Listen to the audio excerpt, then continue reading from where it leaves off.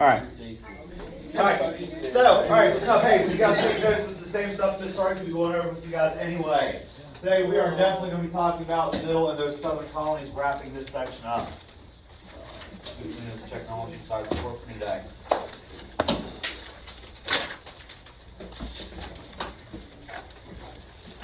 There we go. So, while the English were attempting to make colonies all over New England, the Dutch were founding their own to the south. In 1609, Henry Hudson, he was an Englishman who was eventually employed by the Dutch, ends up forming his own colony, sails up the Hudson River, and in 1621, the Dutch grant the West India Company permission to colonize New Amsterdam, or New Netherlands, to expand their fur trade. In the 1660s, England kind of has two different clusters of colonies in the Americas. They have, I think it's not work today, I don't know what's going on. You have Massachusetts. Oh, maybe it's just not If you showing on there. click the board, it should go. I was using my laser pointer, but it's Oh, alright. sorry. No, it's alright. Massachusetts, New Hampshire, Connecticut, Rhode Island in the north. Then you had Maryland and Virginia in the south. The Dutch were also controlling a large portion of land in the middle. It was called New Netherlands, which I just talked about. And their capital was New Amsterdam.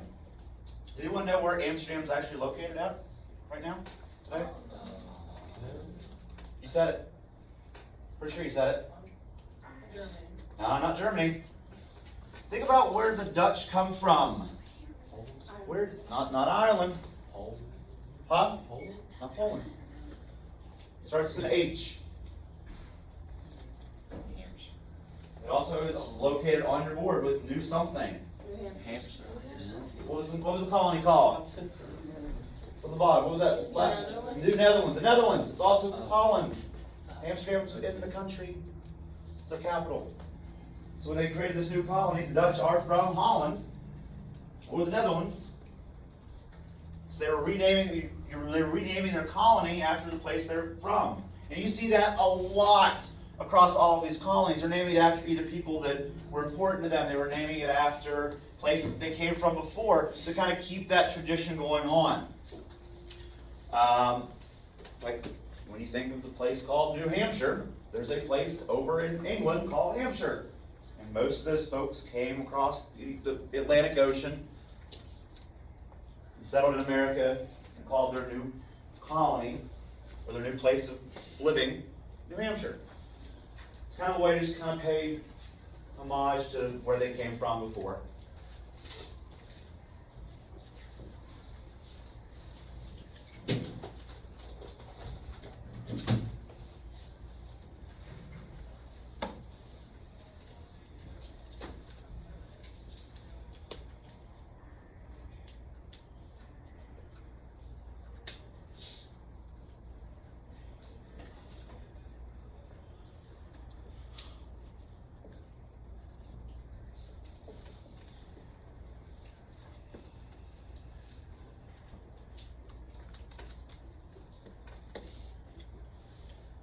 Everyone enjoying their Wednesday so far? Kind of. Yeah. I mean, hey, the way I look at it, you're halfway. Once you get to lunch, you're pretty much halfway over the week. That's a good thing. I think you high schoolers have the best schedule I've ever wanted in school because you have 3 class periods, lunch, then you have CV period, and one more next up. Middle school, they said it was a lot different. After we get lunch, all I have is 2 easy classes. That's what I'm saying. Even in odd, I have solid, and the other day I have weightlifting. After lunch on both my days is kind of easy. Wait, I set my After schedule lunch on so both after days lunch I is don't. easy. Yeah, so that's what I'm saying. It's good if you have the afternoon class, which is kind of an easier class, or classes you do well in that way. Set right home. Set right on in. Alright. Still copying? Sorry, I know I walk around a lot. You can just like stop moving so you can see it coming.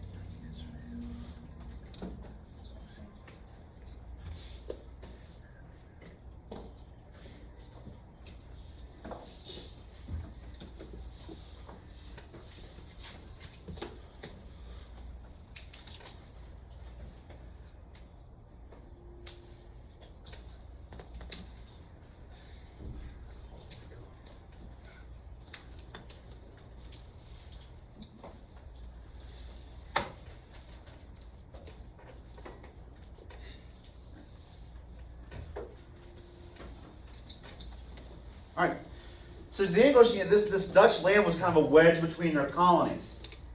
In 1664, King Charles II allowed his brother, James, the Duke of York, who later would become, does anyone know who would later become down the road?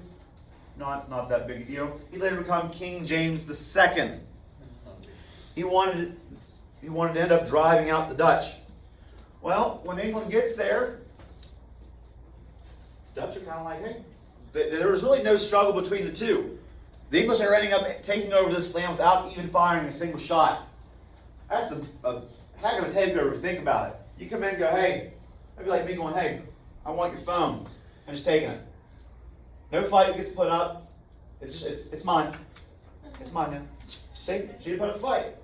I mean, that's basically what the English did to the Dutch. They're like, hey, we like this land right here. It's kind of between our land and where we need to go. Yeah, we're just going to take it. And the Dutch are like, all right, whatever.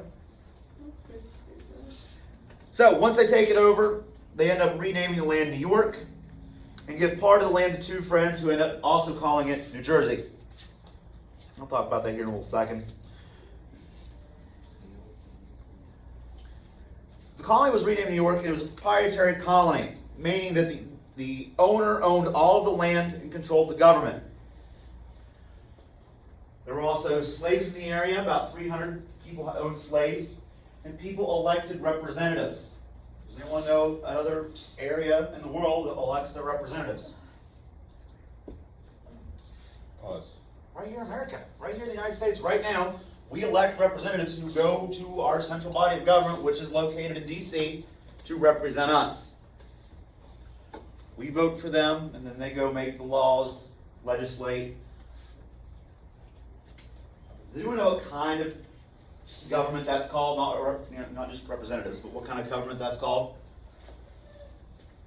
Where we elect people to go represent us. The United States is also known as a what? Starts with a D.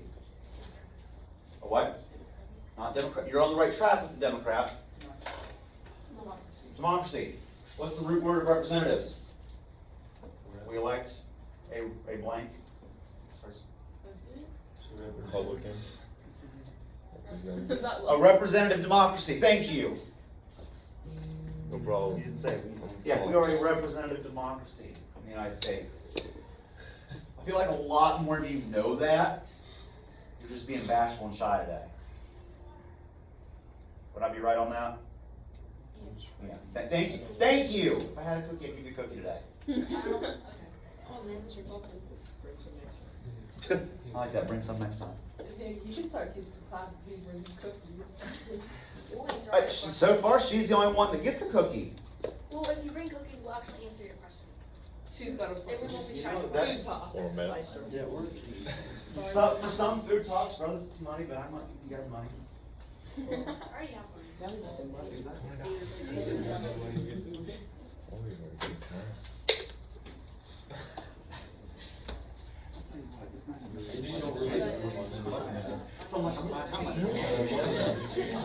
Thank you. Hey guys, hey, since I hear a lot of talk, we're moving on to New Jersey. So sorry if you didn't have a copy. Thank Peters. So although the Dutch were really starting to benefit and profiting from the fur trade in the area, the Netherlands was kind of slow to attract some Dutch colonists. That's when you see them opening their doors to all types of people. Dutch, Germans, French, Scandinavians. And eventually about a quarter of them end up becoming African Americans. Now at this time there were portions of African Americans that were free, but there were also just as many that were enslaved in the area.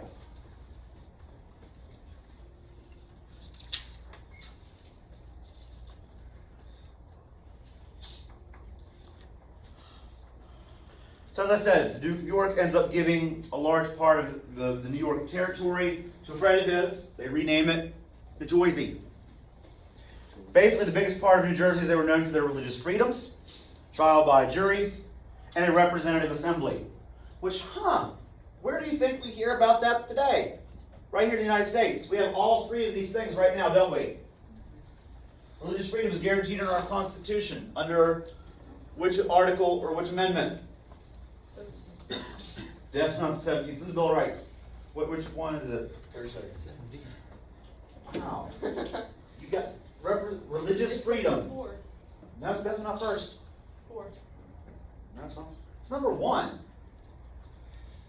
It is the First Amendment. You have the right to free speech. Right? No, that's the Second Amendment. Religious freedom is right in that First Amendment. It's the very first thing that our founding fathers thought that, hey, we need to build our new country on that basis. Religious freedom. As you're going to notice, and I'm sure it's been talked about with the other colonies, when they came to America or the New World, they were trying to escape religious persecution from wherever they came from. Whether you were Dutch, whether you were Quaker, Protestants, they were all trying to achieve some sort of religious freedom somewhere else. They came to the United States. Well, we're not the United States yet, but we also have a trial by jury. A jury of your peers. I don't just look at Random. Sorry, I didn't person's name out of my head. I don't go, hey, guilty. You stole somebody's pencil in the hallway. Did I see it? No. But someone said she did. She's guilty. You can have a trial. If you're if you're convicted of a crime, you go sit in a courtroom. Both sides try to make the case whether you're innocent or guilty. And a jury of your peers, people that are like you, will listen to both arguments and try to decide whether you are guilty or not guilty based on the evidence that has been provided. So no one here in the United States anymore goes to court and they just go, yeah, he did it, go, jail, or death, you know. And we also have a representative assembly. We have it at the local level, we have it at state level, we have it at the national level. Does anyone know what the representative body in the state of West Virginia is called? We have 2 of them, and I'm looking right at them right now. The Senate and the House of Delegates. It's called the state legislature. And every single one of these people up here represent you in the House of Delegates right now. These folks here, where I'm kind of going over now, those all represent you here in Montgomery County. We have 5. And Mrs. Starkey can correct me if I'm wrong, but I believe Mon County has the largest set of delegates in the entire state. I believe so. Okay, I was thinking it was.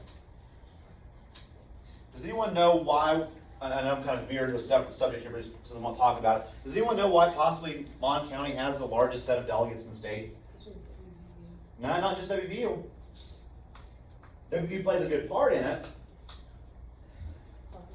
Population. Everything is decided by population. That's why we take a census every 10 years. We're getting ready to have one. It counts you. Because we have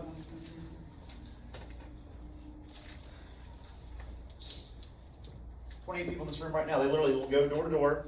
They'll send out a thing in the mail. They'll go door to door and go, how many people live in your house? And that's pretty much what they do. Then they compile all this data up into the census, and that tells us how many representatives each state gets when we talk about Congress. Does anyone know how many congressional leaders West Virginia has? Not 32.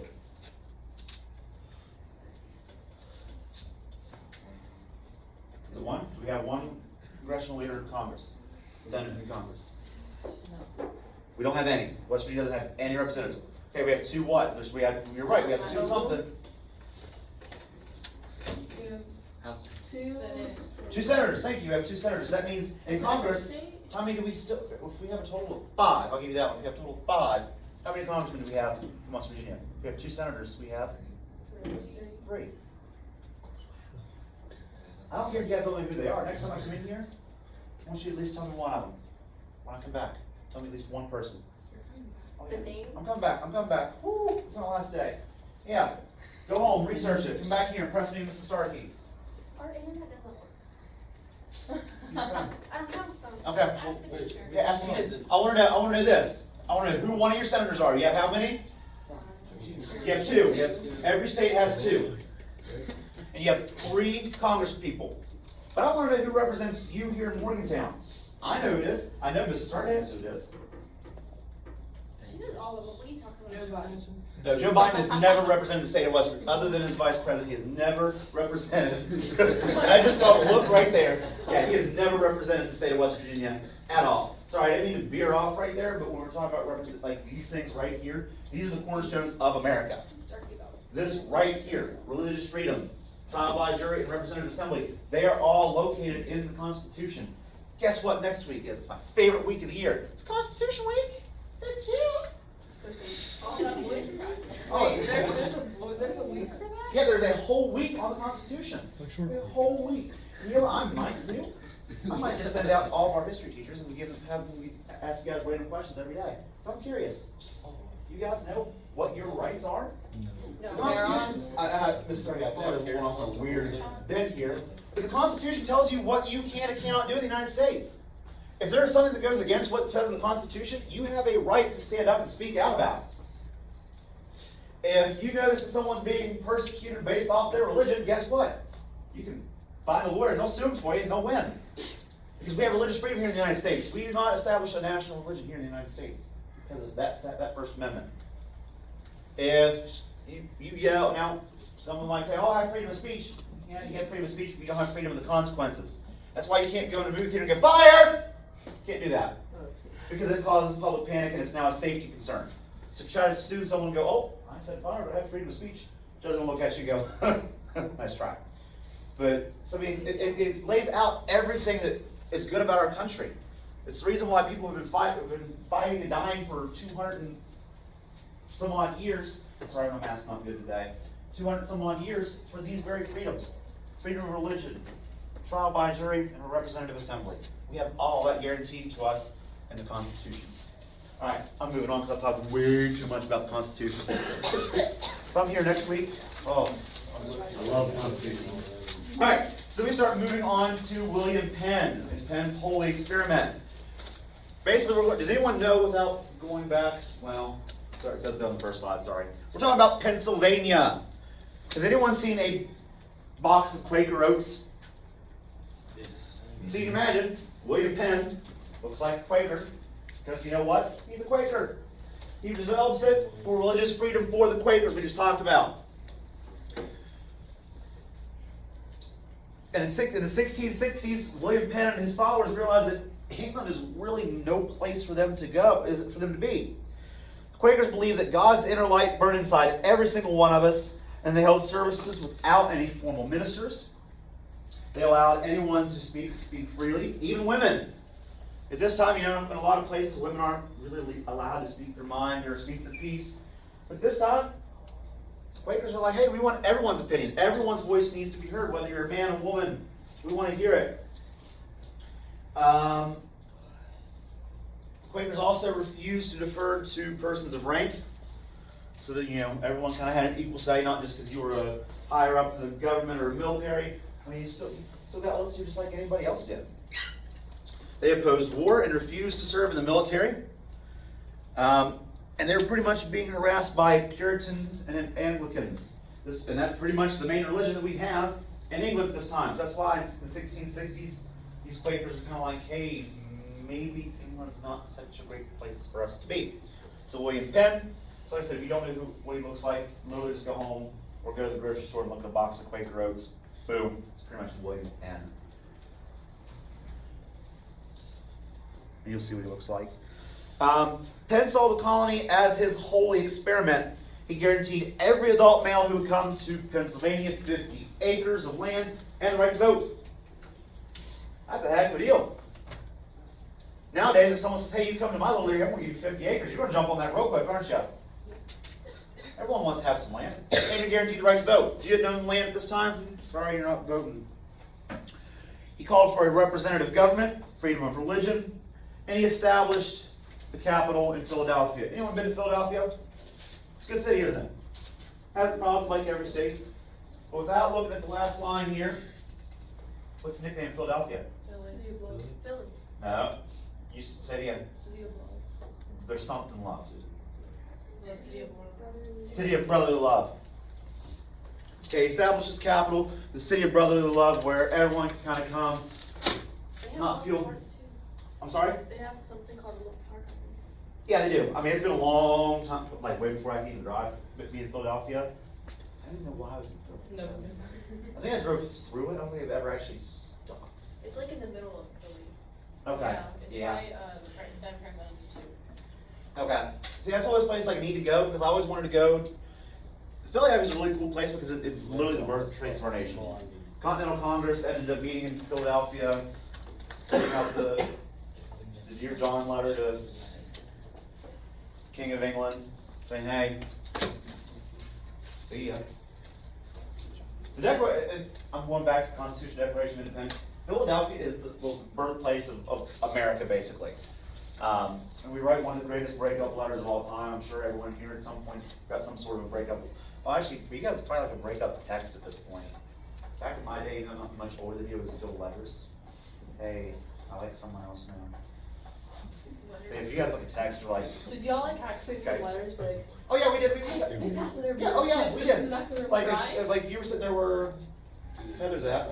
Yeah, be like, hey, pass it in class. Yeah, but wouldn't it be embarrassing, like, how the teachers? Oh, would judge him and it's happened. It I know. has happened. I promise you, it's happened to me. No, not like a breakup letter, but it's been like, hey, could you tell so and so I think she's cute, or like mention like it's something stupid, and of course it's kind of ragged when the teacher goes, hey, You got something to share?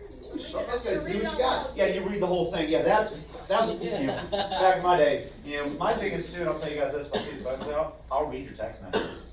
They were doing it, they did it when we went to Yeah, I will say I'm not afraid of that because I mean I went through it in my day. It's not embarrassing you guys a little bit, but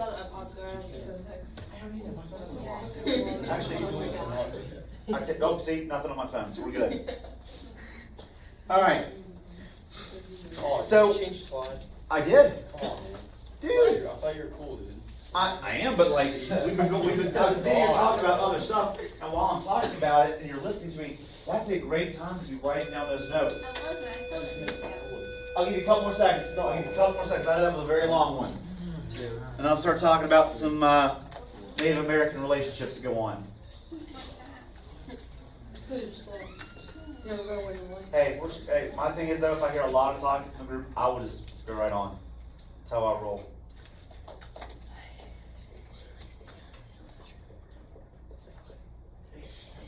I have a lot of whistleblowers. Because my thing is like you guys know by now when you walk up or down a set of stairs, you walk on the right hand side.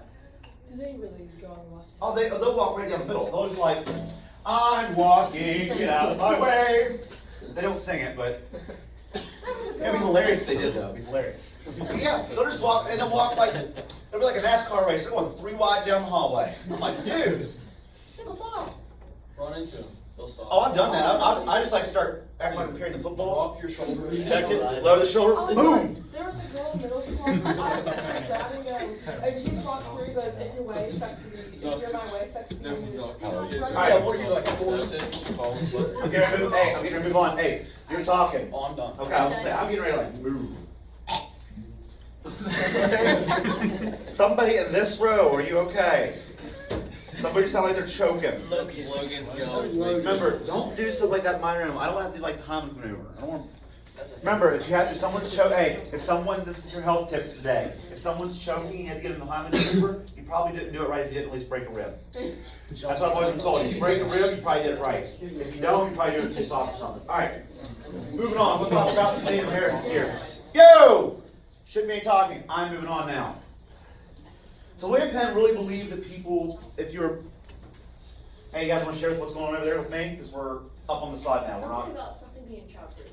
Okay. That's all I heard. But my point is, we've moved on because everyone was talking. So now you should here focusing on this, not having a side conversation. So Penn believes that people, if you approach them in a friendly manner, people are going to respond to that at some point. So instead of me coming in here and just be like yelling at all you guys already, throwing stuff at you, that would be a good idea. If I come in here and I'm kind, or if some stranger came in and I approached them in a nice manner, they might reciprocate that friendship and they might reciprocate that kindness. That's kind of what Penn was wanting to do with Native Americans. So he arranged to have this letter read to the Delaware Indians who were occupying the area. And he wanted to kind of basically approach this friendship, it was translated in their language, saying, hey, we come in peace. We don't want to just, we want to try to work together. We're going to be in the same area. Why not make it advantageous for all sides? And in order to make sure that his colonists were treating natives fairly, Penn ends up regulating trade with the Delaware. He also ends up providing a court that's composed of both colonists and Native Americans to settle any disputes. Once again, we see that trial by jury of your peers. If there's a dispute, we're going to make sure both sides are equally represented. The Native Americans and the Quakers, they're all represented equally. And because of this kind of friendly relationship between Native Americans and the Quakers in Pennsylvania, we really don't see any major conflicts happening in this area for about 50 years. Oh, you're just, okay, jellyfish night? It's great. I got you.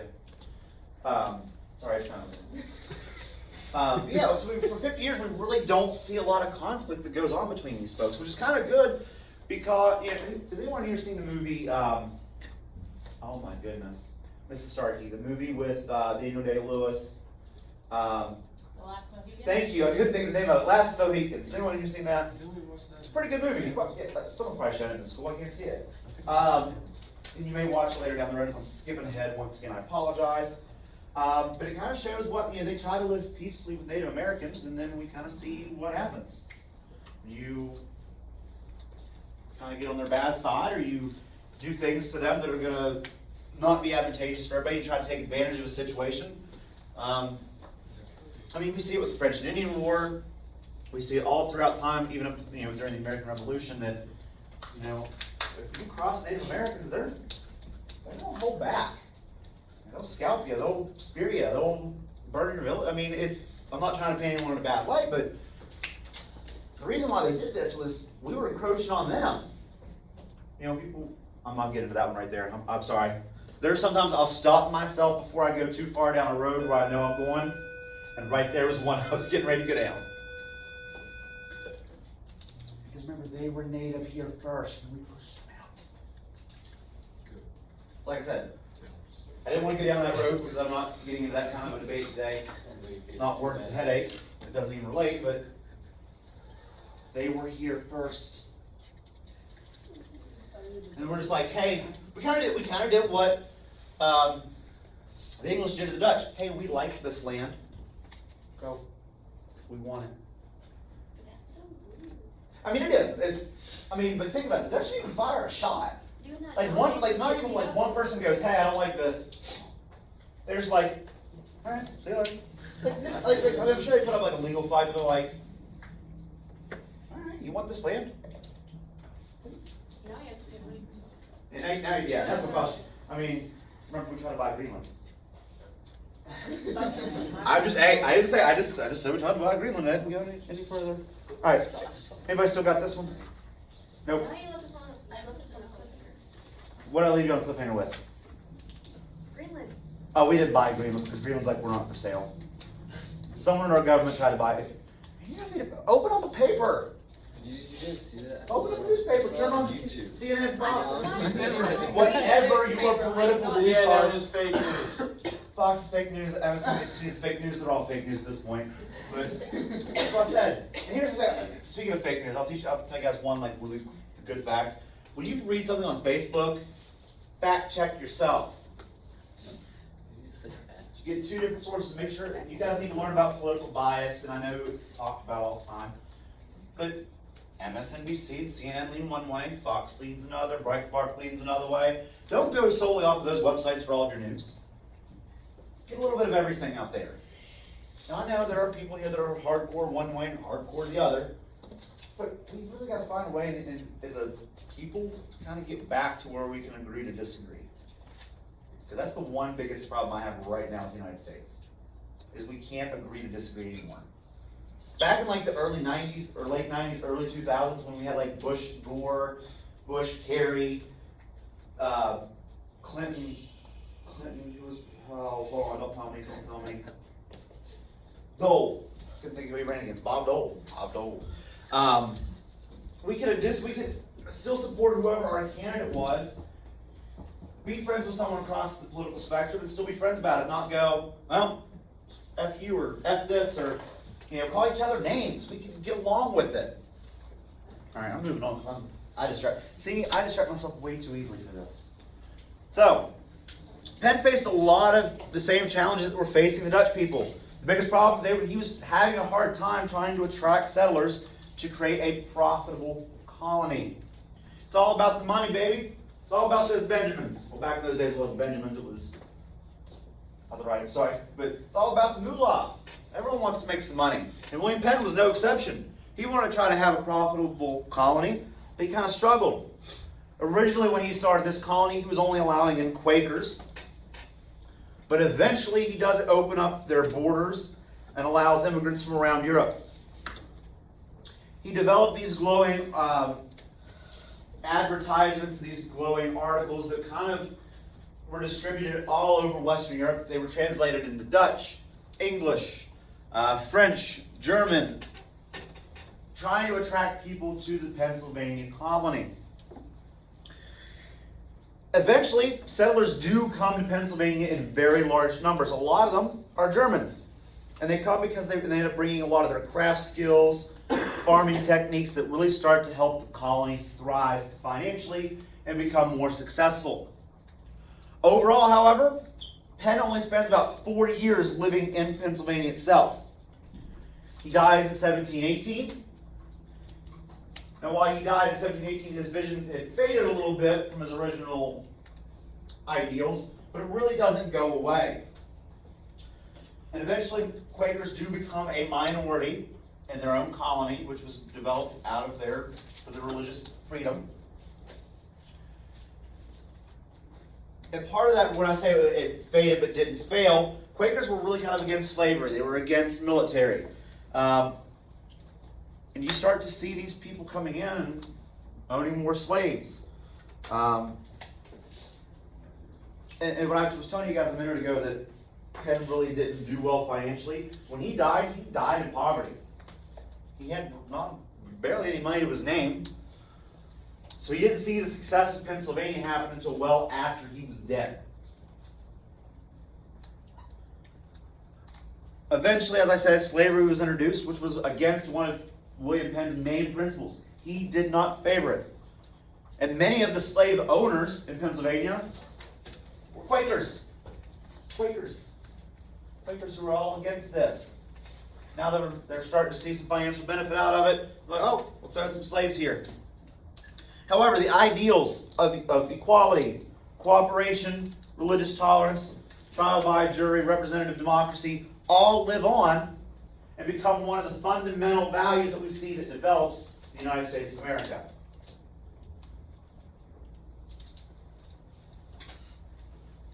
Seriously, pick up the Constitution sometimes, guys. I know it's hard reading, but whew, once you can learn that Constitution, man. And Mrs. Strike can probably tell you the same thing. It's an amazing document. Amazing. If I'm here next week, I will talk about that with you guys. Because it's awesome. If there's anything you know in the Constitution, I at least recommend you to look at the Bill of Rights. The Bill of Rights are your rights as a people. And there's a huge, and I know we'll talk about it later down the road, there's a huge debate over whether the Bill of Rights should even be included in the Constitution or not.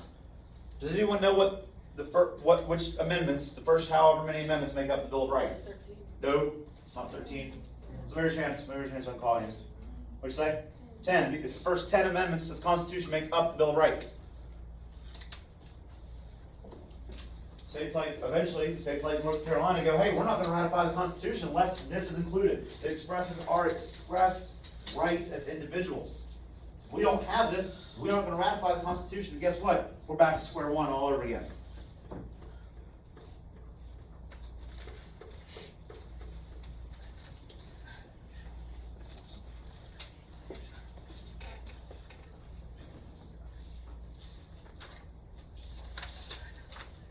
All right, this is a very short one. We should get through it real quickly.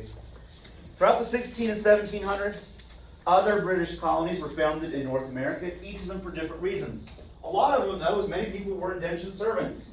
Basically, an indentured servant. They agreed to work for a certain period of time to pay for their passage to America or the New World. They worked for a set amount of time. And in exchange for that, you get passage here to America. Mr. Kraft, isn't that kind of like a form of slavery? Technically, yes, but eventually you do get your freedom. Now, granted, you're usually working for a good period of time, am I correct? 7 years. Okay, I was thinking it was like 7 or 8 years, but yeah, you're working for a long time for that.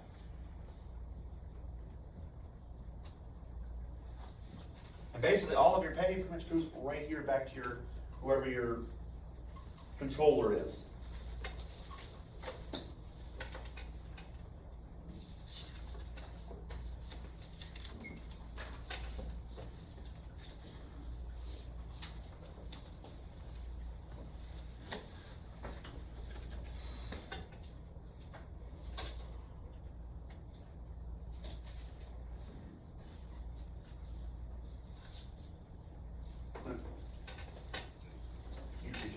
Sorry, I was looking back there at your bumper stickers. And the jingle, Nixon Now, just popped in my head when I saw your Nixon one. Then again, you guys wouldn't know all about that. Just look up, like, get curious about what's in your guys' classroom. Like, does that look around like, a lot of this is really kind of cool stuff. Like, how often are you guys gonna get to see a Nixon bumper sticker? Very rarely. What does that even mean? Nixon was our president. Nixon was our, it says President Nixon. Oh, I can't. Did you really Yeah, not know that? and it's right there, you guys walk out of the room.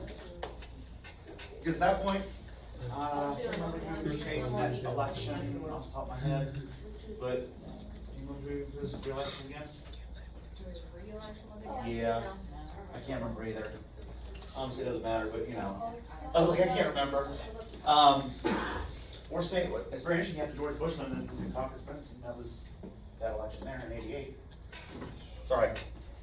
All right, now we're going to talk about Maryland. Yes, I know I said Maryland, but it depends on how you, oops, too far, sorry.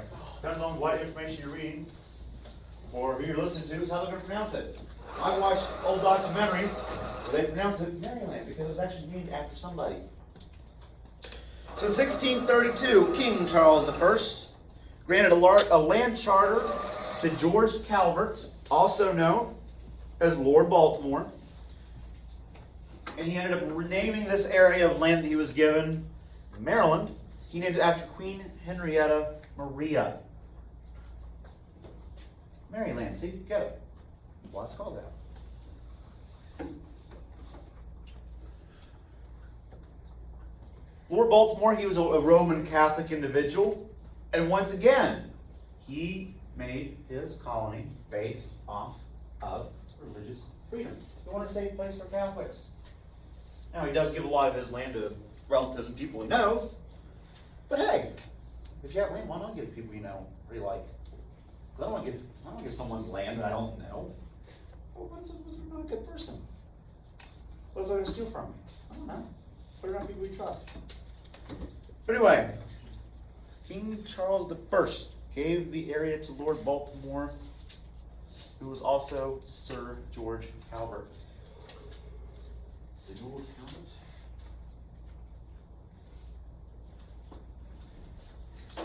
Mason-Dixon line. This was a pretty, oops, I gotta remember where I'm at. Self-explanatory.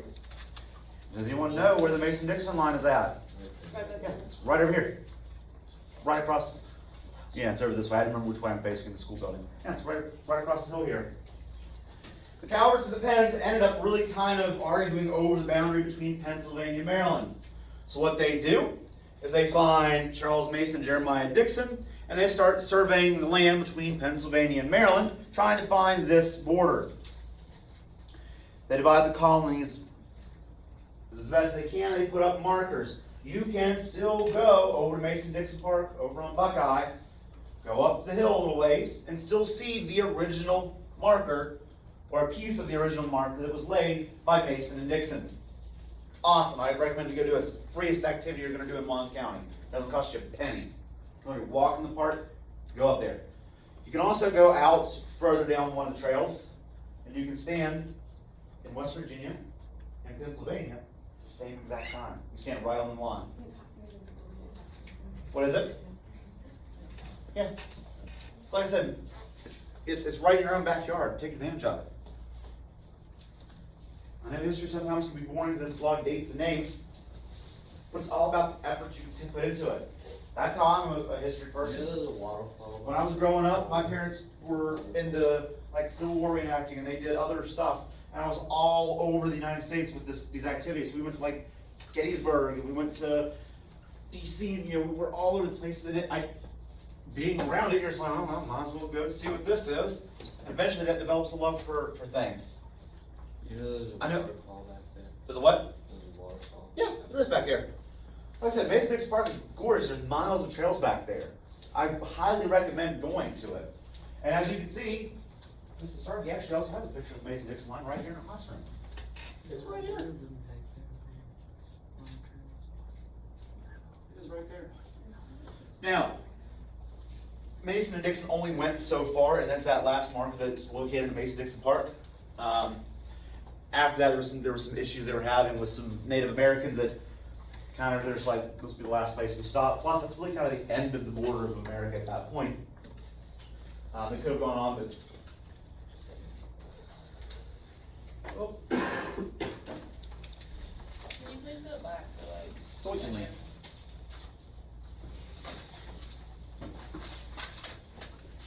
He's next to it, he's still makes me smile. Yeah, the next hour. I don't know why there's not a title, but yeah, it's still the same thing. It just continues on.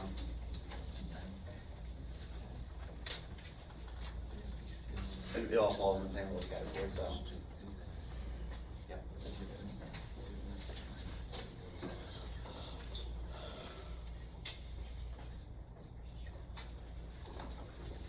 How many more slides are there? Stop. 25. Oh yeah, I'm doing 50 slides today, all 90 minutes of slides. Oh wow, that's. No. I got a couple left, bear with me. Bear with me. Just hold on a few minutes longer. Alright, we good to roll? Good to roll, going once, going twice. Hold on just a moment longer. Sorry. Alright, Scalpels and Protestants were also having some infighting of their own in Maryland. Lord Baltimore ends up passing a law called the Act of Toleration and allows both religions to worship freely in the area. Now remember, what religion was Maryland founded to protect? Catholicism, yes. This was invented as a safe haven for Catholics.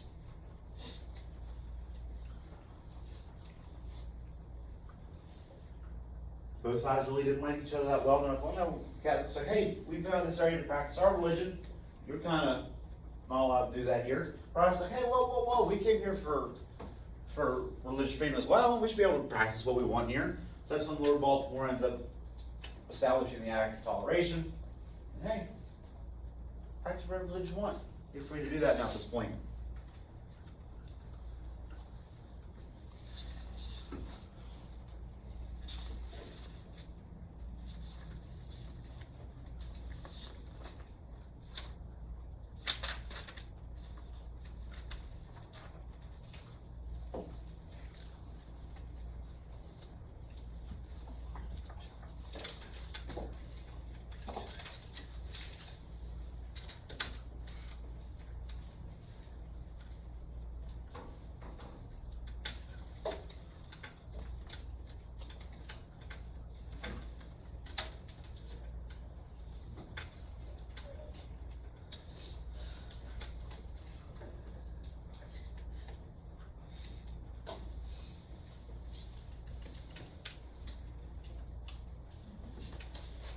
Random question, does anyone know this lady right back here, do you know what her name is? Not the people kissing the lady right next to her. It is Rosie the Riveter. Who said that? Awesome. If I gave a cookie, you'd also get a cookie today. That's 2 cookies I have to give away next time. But yeah, Rosie the Riveter. Does anyone know what era she's from? What era? What? World War II. World War II. You get the third. World War II. It was because of what, well, yeah, I'm not getting distracted again. See, history's so interesting to me. Like, we can be talking about this, and then I'll just see something randomly influence me. Like, hey, by the way, did you know this and this can kind of talk together? Kind of. Alright. Alright, so as Virginia's expanding, we start to see settlers moving into these Native American lands in North America. And part of the biggest issue is Nathaniel Bacon leads an attack on Native American villages. Basically trying to expand the territory and in order to expand the Virginia territory, he starts attacking Native Americans. Eventually, though, he does start to lead an attack on the capital of Virginia, which is Richmond. No, it is not the capital of West Virginia. Or hey, you're from West Virginia. How far are you away from Richmond? That's the number one question right there. So when someone says that, no, it's the capital of the other state.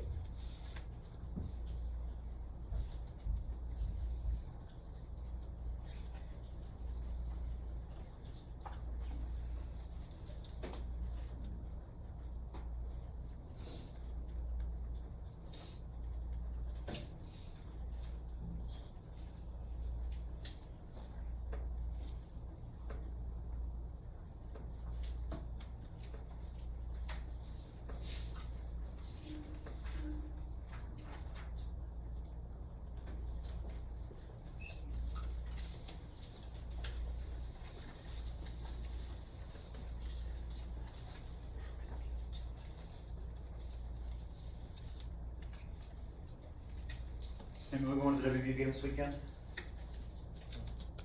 No?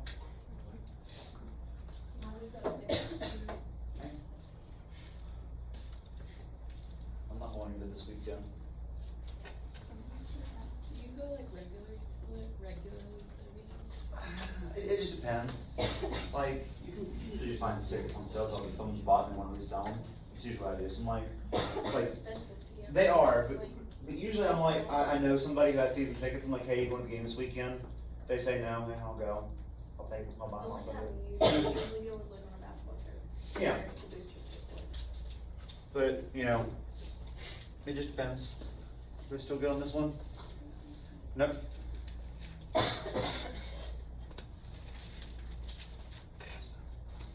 Alright. North and South Carolina, we're moving down south a little bit there. You want to like suburbs? Oh, yeah, thanks. Yep. Thank you. I was like, what are you talking about? North Carolina was settled by farmers who traded their way through Virginia. Why do you think they traded through Virginia? Think about the geography of the United States. Not just that. Where's North Carolina in conjunction to Virginia? There you go, they share a border. That's why they would trade even pretty well with Virginia. It's not like they're in Georgia and they're like, hey, Virginia, we want to trade with you. Now you have to go through all these other colonies in order to do that. South Carolina has ports, same as North Carolina, but there's a lot more opportunity for sea trade in South Carolina, and they have a lot of fertile farmlands located in the area as well. South Carolina also imports a lot of slaves, primarily to farm two big crops that are found in the state: rice and indigo.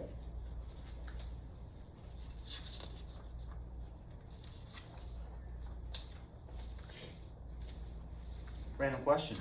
Is indigo part of the rainbow? No. Ooh, you're wrong. It is. Roy G. Biv. Red, orange, yellow, green, blue, indigo, violet. Where did that come from? We talked about indigo. Yeah, where's the rainbow? Indigo's in the rainbow. And it was a trick. Was it a trick question? Like that came out of nowhere. It did. I told you guys that. I warned you about that. Things can randomly pop in my head. I'm like, oh, by the way. It just breaks up the monotony of note taking a little Do you bit. have a filter? I do, but like when I start talking about stuff like this, I don't want to get you guys that are sitting there going. You can go.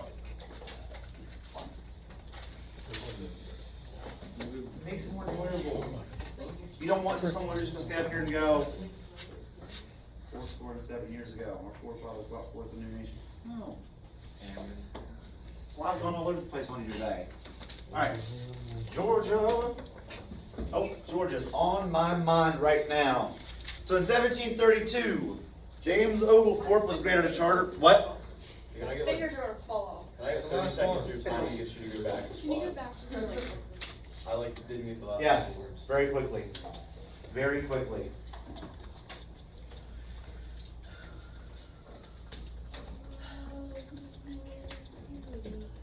I can watch the chair sliding across the room.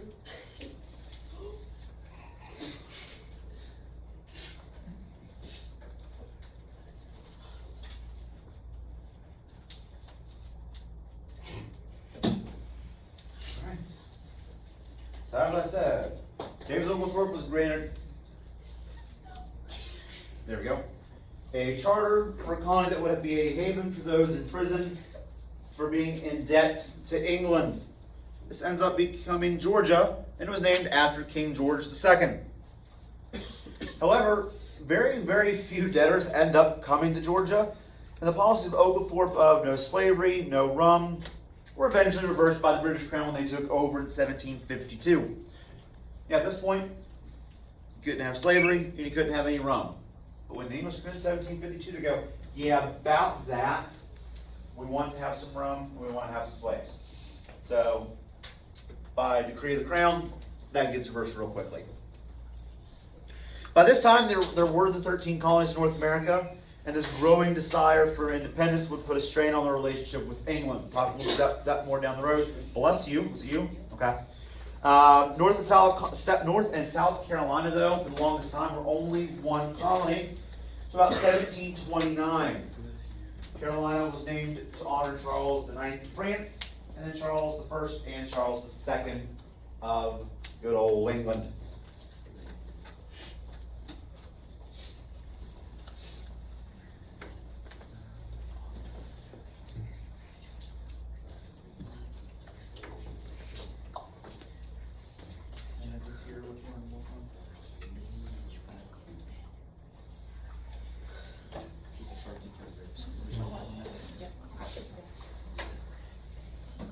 Alright, so once you get that done, congratulations, you made it through. Yeah, no, I'm not like, yeah, I got a little bit, that's alright. Yeah.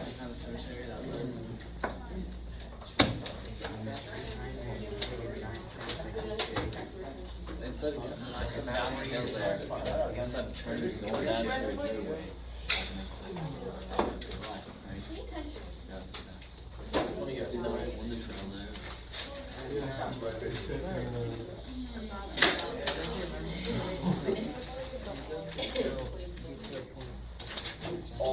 Alright, so you guys are going to be working on this activity on the front side.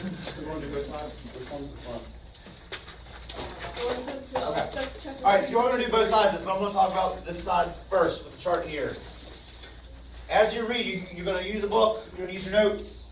You're going to talk about the summary, summarize the cause and results of conflicts. One side tells you the cause of the conflict, the other side tells you the result. First, we're going to talk about the Puritans versus the Church of England. Then we're going to talk about religious leaders versus Roger Williams.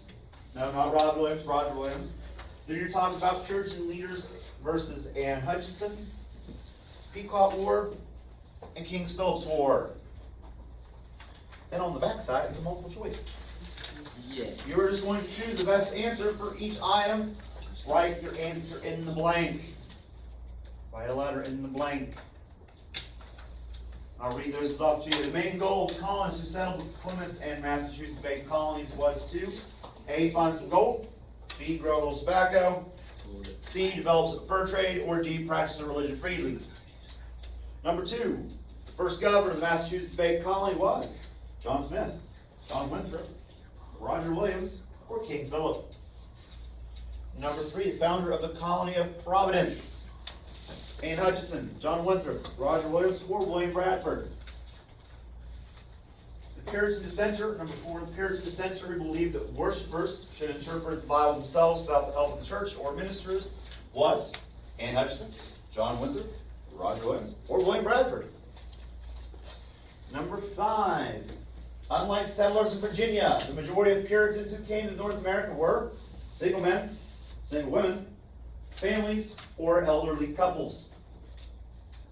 And then finally, number 6, the main dispute between Native Americans and New England settlers was land, trade, religion, or tobacco. Did anyone not get a copy? Okay. Any time to work on this one?